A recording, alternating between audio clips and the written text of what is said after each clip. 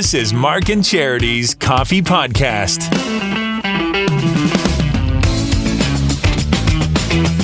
Mark and Charity's Coffee Podcast, Tuesday, April 11th. If you're a Toronto Blue Jays fan, you've been waiting all winter for today. Home opener today for the Jays. Tonight, isn't it? Tonight, yes. Yep. Yes, it's tonight. Okay, I'm not triggering you, and I don't want to get into it. Well, we don't need to get into it. I'm just saying it's tonight. Who doesn't have a home opener in the afternoon? Well, if they were going to do that, and I see your point on it, but if it's a Tuesday, then yes, it should be at night. If it was a Saturday or Sunday, even a Friday, I could see them having an afternoon game. Didn't we win the war? Can't we have it? You're right. Blue Jays fans are very excited today. The afternoon. Just because you're off doesn't mean everybody else is off. But that's the excuse to take the day off. Yeah, but anyway. I don't know. There's a reason why opening day is in the afternoon. I think everybody's home opener should be at 1 o'clock in the afternoon. Not everybody views baseball quite the same way you do, though. And that's why I should be the commissioner. Okay. So that's going on today. Here's the other thing I wanted to talk about. All right, go. I pride myself on being extremely perceptive. Okay. You cannot sneak anything by me. Am I right? Most of the time, yes. It's very Unless difficult. it involves your wife. Yeah. Or even then, anything to do with maybe relationships. Yeah, I don't know the signs. But otherwise... Yes, you are very perceptive. So I'm always shocked when somebody catches something like you spotted my new Dollarama glasses this morning.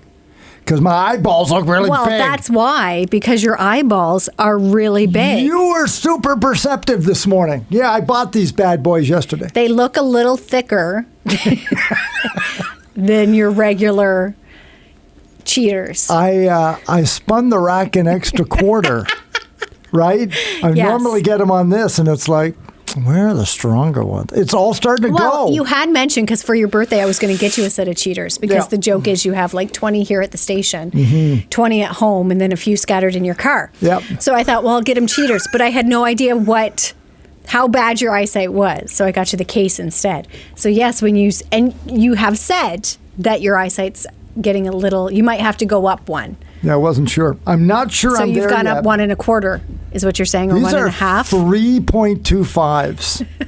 What were you wearing? 2? I don't know. I think I was wearing 2.5s. Well, you're going to wreck your eyes if they're too strong. But your eyes are definitely bigger. A lot bigger. So then I don't normally wear 3.25s. I don't even know what I bought. And they are, as I said, thicker. Your normal ones are not that thick. So the lens is not that strong in your other ones. I'm going to have to tuck these away. Not as magnified. For a couple of years, I hope. Okay, try okay. I'll go back to the ones because maybe try them on before you buy them. Yeah, they seem like they were okay, but I was also like near stuff, and now I'm sitting, 3 feet back from the screen, 2.5 feet back from the screen. Well, you always have. Right. Even with your cheaters, you weren't up close to it. No, I know. So do you have to lean in now? Well, now, yeah, just a little bit more. So it's like I think the 2.5s are perfect, and these aren't. So I think these are too strong. I think there's a sweet spot. I'm so glad I have my eyesight. And I missed. Hey, I had mine.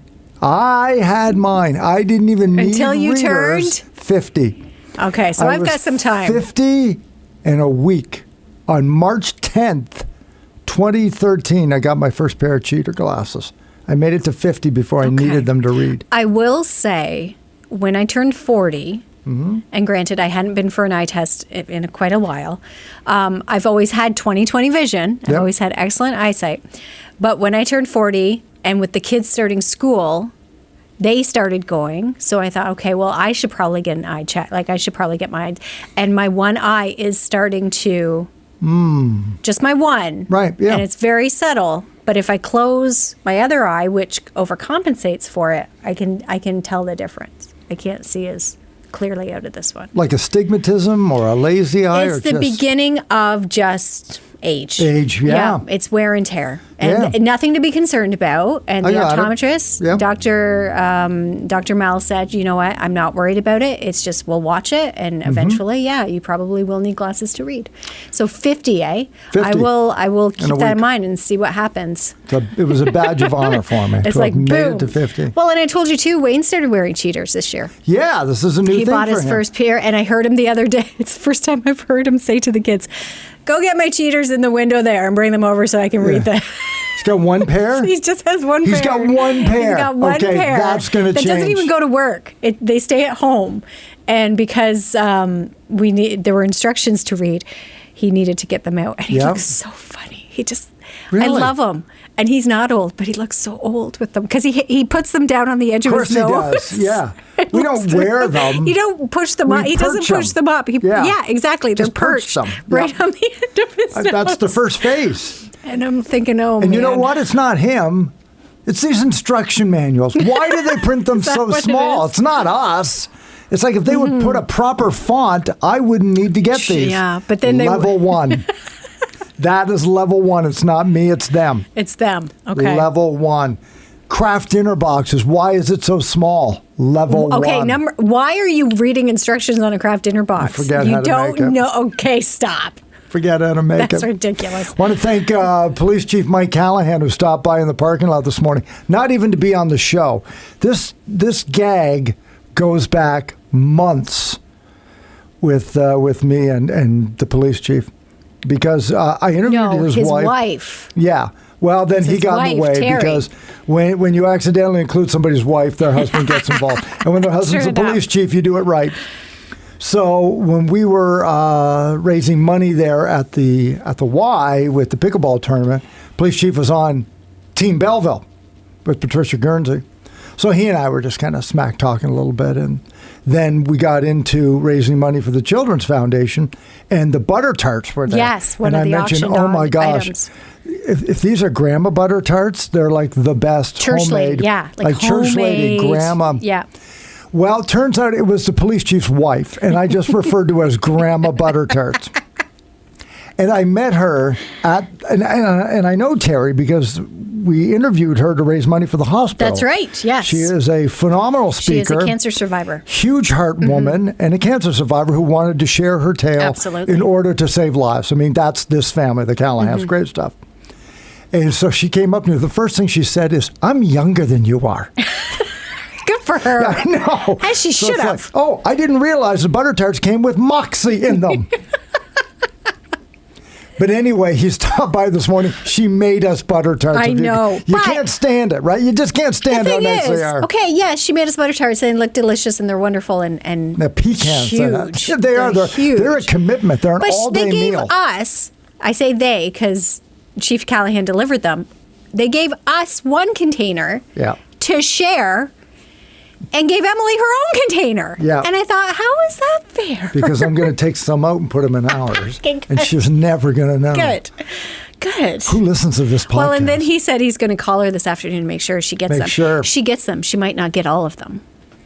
So, but... That was very thoughtful. Anyway, that was very nice. But my point is to bring it all the way back is because of this little mouth surgery I had last week. He said, how you doing on that? And I said, growing old ain't for weak people. You know, it's... I don't know that that's age. That's well, it might be. Your teeth are giving up and they're done. Hit 60, everything wants out. Like everything wants off this body. It is a sinking ship, and all the body parts are leaving. But it was just a tooth pulled. It wasn't like you. Yeah. They had to remove everything, and you have implants now. Although I guess that's coming. One of them. It's going to be an implant. But he had said, my dad always had a saying that said, golden years, bullshit. That was a saying? Yeah. I love it. Golden? No. No, there's nothing golden about those Well, look after yourself. I know. The moral of the story is to eat your carrots so you have good eyesight and brush your teeth so you have good teeth. And then he drops off you eat huge your butter tarts with pecans in it. Happy to do that. They look delicious, though. So, Terry, thank you. But we're going to be talking with him next week off air. I don't know. Maybe we're going to contact him to arrange our little chat with him during Police Week, which is in May. Mid-May.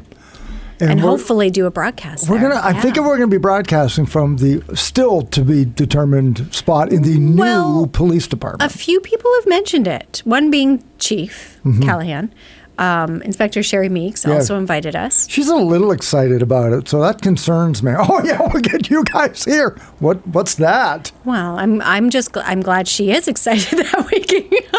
Maybe you're right. Maybe a little too excited. I'm excited to go because I think it's like a fire hall. It's just fascinating, right? Yeah. It's just another world. This little community in there. Then you wonder, what do they do all the time? What goes on in there? Chief Callahan really fascinates me too, because I think that most police officers rise to the rank of chief along the same path. They all start out as, recruits, and then, quote unquote, flatfoots are out officers on the street and the whole Patrols. thing. And that may be the case with him, but he really made his mark in forensics. Which is so cool. The lab, right? Yeah. He came up sort of through that, detectives and... At one time I wondered about doing that. Yeah, really? You never told me that. I'd never wanted to be a police woman. I never wanted to pull people over or run after them down. I never wanted to stop crime per se. But it's the forensics. It's the figuring out of the how. When you come to a crime scene or an accident scene or something's happened and you need to figure out and put the pieces together. I always thought that was so fascinating. And then, of course, CSI kicked in, and it was like, oh, yeah, and then that's so cool. That. Yeah, no. At one time, I thought that would be really neat. Yep. Well, that's why I write those, because I love them. But it's so easy to write the ending and figure it out when you get to put all the details in. Yeah, when you're coming in as you have no clue. You're coming in cold. Oh, okay, well, how did that get there? Why is this here? And where did it come from? And let's test it. Let's do it. Let's figure it out. When I think that's very interesting. Writing the second book, Chief Callahan was instrumental. He said, I'll help you with that if you want help with the forensics. So I just asked him a couple of questions, gave me a couple of very brief answers, and that's like, okay, let's dive into it. It's like, no, I have everything I need. I am not about to put together a forensic manual in a book. Nobody's going to believe that from me. But you're right. It would be interesting. When we're there, we'll have to pick his brain. We'll have to get him on and talk about some of that stuff. Fascinating guy. How would you figure this out? Or how would you approach this? And your book, for instance, not to give away the plot or the story of your book, but to hear what you asked him. One of the things I asked him, I said, how long does DNA stay on a body that's been out in the elements? So if I were to say that, a body was found 4 days later and there was still a fingerprint on it, is that legitimate? And he's like, nah, that's the sort of thing you don't want to run into. Yeah. But he said, but I'll tell you what. And then he gave me some other stuff. And it's like, rework the details to match what could be possible. So it's just fascinating. And it gets down to, again, people think there's a perfect crime. He said, not anymore. There just isn't anymore. He should be a podcast. He should be. It'd be fascinating. That's what I mean. I would love to talk to him about the cases he's done, that he's worked on. Some of the more interesting ones. Not that they aren't all interesting, but the real, the brain stumpers, the ones okay, well, where do we go now? Or how do we figure this out? How do you approach that? And then, as we've learned, the ones that keep you up at night because you couldn't solve. Exactly. But I don't want to get into I don't want to drag him in on that one. But that would be really, okay. It would be fascinating. Okay. When we talk to him about setting things up at the station, we're going to do that. Let's make sure we give him a good police week, in May, right? Let's see how that goes. Yeah, before we go back to the well. Ease him into it. Be like, okay, we're gonna sow the seeds here, and maybe. Before it starts, remind me, Mark, be cooperative. Mark, be polite. Mark, we want him to do the podcast. Remember. That would be a really interesting chat. Wow, Mark. I'm surprised we haven't thought of that until now. Well, I'm glad we do our best stuff live on the air during the podcast. That's just going into this. It's like, well, let's just see where it goes. Don't know why we even rehearsed this. But anyway, okay. Okay, so that's coming up in the next couple of weeks. That's and that'll be fun. So that's coming up tomorrow, though, we're going to be speaking with Samantha Pinn, right? We're going to talk to her tomorrow. For sure. She is from HGTV Canada, and she's part of the Quinte Home and Lifestyle Show this weekend, back in its 50th year at the Quinte Sports and Wellness Center. She'll be up on stage. I found out noon and 3 on Saturday. Noon and 3, very nice. Noon and 3 Saturday afternoon, and she is just one of a handful of guests throughout the weekend that will be at the Tim McKinney stage. Well worth the price of admission to get in. My goodness. See that, get a weekend pass. But we'll have her on the show and then have her more in our weekend. She's going to talk about why spring is just the best time to get all of that stuff and which room in the home is her favorite to spend her time decorating or renovating. I was surprised. I know you were hoping for something a little more shocking. A little more off the wall. Yeah. But the enthusiasm in her voice, Yeah. I thought, really? Because it's kind of a project. But no, she was very excited about it. So, okay. She's a great chat. Okay. We'll have her on the air tomorrow, and then we'll have her here on the Mark and Charity Coffee Podcast. We'll also be unveiling our Throwback Thursday, which we can tell you if we want. Do we want to tell them? Maybe I think we kind of of have already. We kicked off a new game this week, a new contest, our Game of Threes, which features 3 upcoming concerts this summer. And it's running over the next 3 weeks. So you had the wonderful idea, the incredible idea to feature those artists as our throwback. So our first throwback is the first concert. We've labeled it concert number 1. Yeah. It's not the first one that shows up. No, but it features actually 2 groups. So I'm taking one and you're taking one. Yeah. And then we pin them against each other. Go head to head. Oh, sure. They're getting along in Toronto that night, but not tomorrow. Not this week. And That's the basis for our throwback, yes. I feel so good about my choice. It'll be a dreadful. I know you do. I know you do. I love it. I know you love it. You I love it. Every week you love it. I do. And yet I win. And it's so funny. And even when... Even our qualifier yesterday. is like, Peter Mark Radians. doesn't do very well with that. Mark doesn't win. Yeah, I don't know why that's my reputation for a lack of winning. But yeah, it's not that your songs are bad. They're not. They're great songs. They made some, and I've done it too with my Nelson. They just maybe aren't as popular or as loved as by others. Yes. As much as they're loved by you. True. So we'll be unveiling that before your workday tomorrow. We've got Galaxy of Games tomorrow, which is a backwards song, also from one of our artists. And then, of course, if you've yet to qualify for the Game of Threes, head to our website, 955hitsfm.ca, and do that, because if we call out your name at 8, 10, 12, 30, or 4:30, 9 minutes, 55 seconds to phone in, you automatically qualify. And then, in the final Game of Threes, one of 3 doors, behind one of which is 3 more bonus entries. Yes. And all of that will wrap up with a grand prize draw on May 1st. So do that on the website today and enjoy your Tuesday. Back at it tomorrow morning with Mark and Charity Mornings here on 95.5 Hits FM.